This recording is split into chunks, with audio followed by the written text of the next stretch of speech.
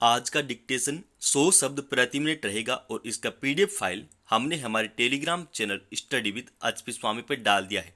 Dictation start होगा 5 second बाद। Start. पिछले कुछ वर्षों से धन शोधन के आरोपों के तहत प्रवर्तन निदेशालय यानी ईडी और सीबीआई की ओर से छापे या गिरफ्तारियों के मामले सुर्खियों में रहे हैं।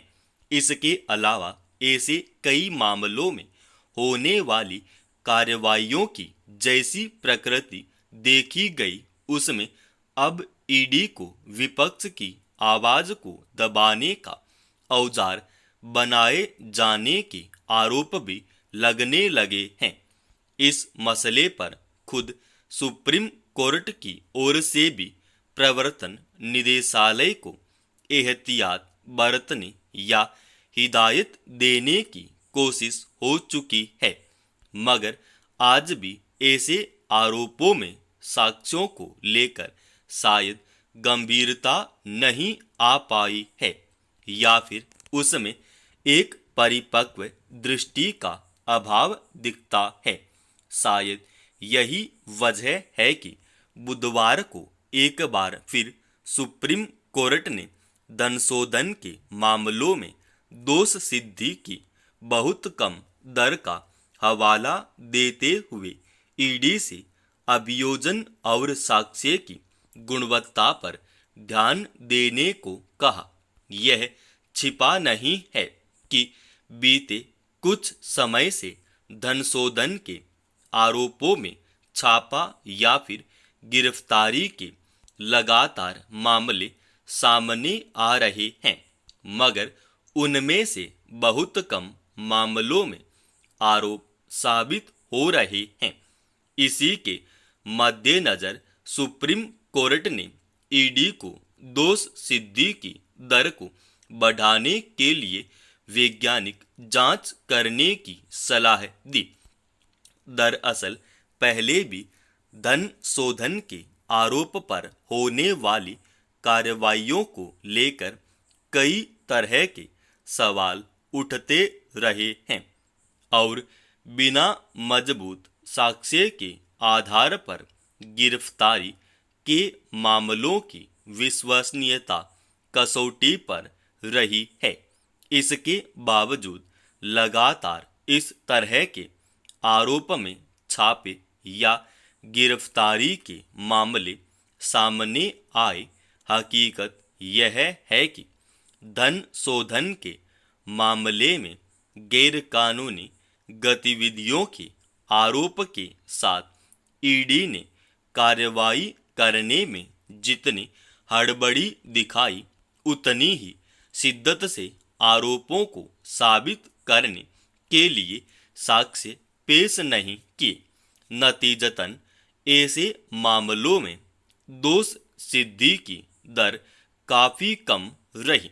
गौरतलब है कि केंद्रीय गृह मंत्रालय ने मंगलवार को लोकसभा में यह जानकारी दी कि ईडी ने सन 2014 से लेकर 2024 के बीच धन शोधन निवारण अधिनियम यानी पीएमएलए के तहत कुल 5,297 मामले दर्ज किए, लेकिन इनमें से सिर्फ 40 आरोपों में ही दोष सिद्ध हो सका।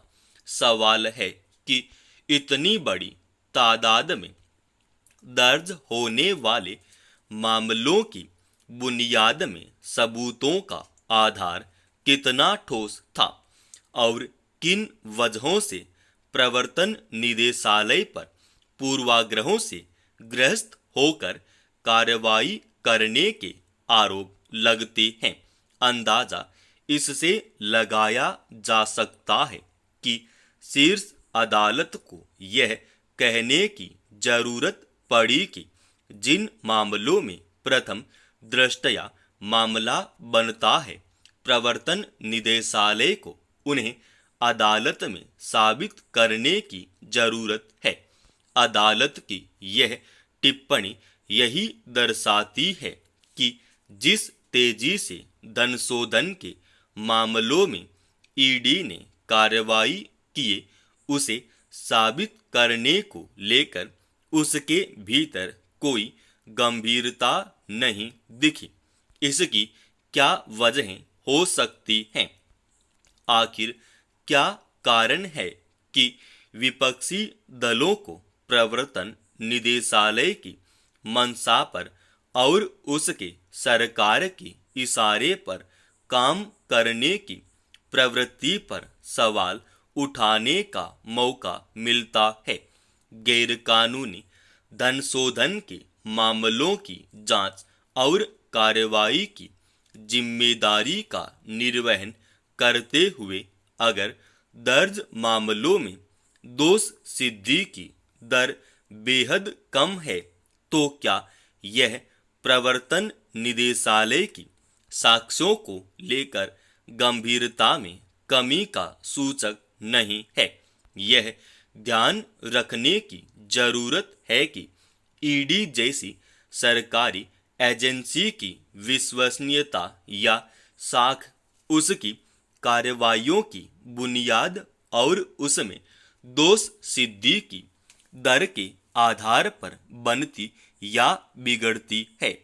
आज बहुत सारे कामों के लिए स्मार्टफोन और कंप्यूटरों पर निर्भरता बढ़ती गई है, मगर इसका एक पहलू यह भी है कि आज ज़्यादातर लोग जिस तरह स्मार्टफोन में खोए रहते हैं, वह इसकी उपयोगिता के बरक्स एक विरोधाभासी स्थितियां पैदा कर रहा है। चिंता की बात यह है कि शहरों महानगरों में ऐसे तमाम बच्चे हैं जिनकी सुबह मोबाइल के स्क्रीन के साथ होती है। उनका ज़्यादातर वक्त उसी के साथ कटता है। ऐसे में बच्चों की मानसिक और शारीरिक सेहत पर पड़ने वाले असर का अंदाजा लगाया जा सकता है। इस संबंध में संयुक्त राष्ट्र शैक्षिक, वैज्ञानिक एवं सांस्कृतिक संगठन की एक रिपोर्ट में भी यह साफ कहा गया है कि मोबाइल या स्मार्टफोन के नज़दीक रहने से विद्यार्थियों का ध्यान भंग होता है और उससे सीखने की क्षमता पर नकारात्मक असर पड़ता है। यूनेस्को के मुताबिक विद्यार्थी अगर निश्चित सीमा से ज़्यादा स्मार्टफोन का उपयोग करते हैं, तो इससे उनके शैक्षणिक प्रदर्शन में बाधा आती है।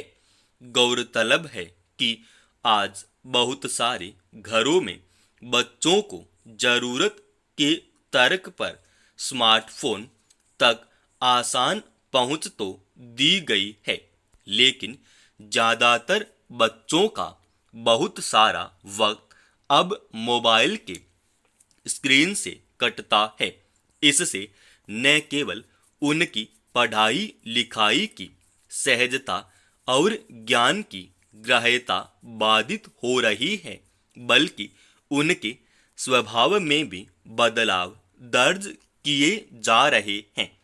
कई बच्चे स्मार्टफोन का उपयोग किसी लत की तरह करते हैं और मना करने पर उनके भीतर अस्वाभाविक प्रतिक्रिया देखी गई है।